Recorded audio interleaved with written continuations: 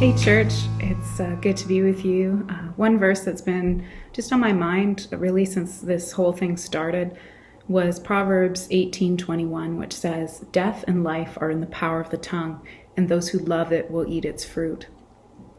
And it's really just been impressed upon me in this time how powerful our words are and how careful, therefore, we need to be with them and be careful what we speak over a situation, whether it's a situation in our own lives or a situation that affects many people or the whole world, like we are seeing right now. And we know that this is true because of what Genesis tells us. Genesis tells us that we are made in the image of God. So it's the first thing we're told about ourselves. It's the first thing we're told about humanity.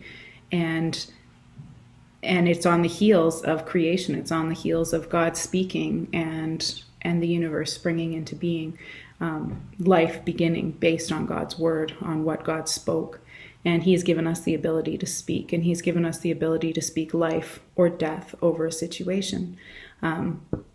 Jesus says in Matthew, I think it's 12:34, He says to the Pharisees that out of the abundance of the heart, the mouth speaks. And so really our words really reflect our internal reality. And is that internal reality life? Is it the life that God has given us? Or is it death? Is it the world? Is it the human perspective that we have? Is it human wisdom?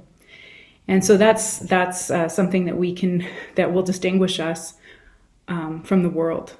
Do we speak from another kingdom? Do we speak from the kingdom of heaven? Do we speak from the life, the hope, the faith that God has given us? Or do we speak as the world speaks? Are we critical? Are we full of pride in our own opinions? Are we in danger of keeping of focusing so much on this world and what the world and the experts are saying that we're not listening to what the Spirit is saying? And so I would just encourage you in this time that to really consider what your words are revealing. Are they revealing that, like, wow, God, I need you to do a work in me because I'm speaking a lot of death over the situation, over the economy, over my finances, over these relationships that seem difficult, or am I speaking life? Am I speaking hope? Because the end result of suffering is hope.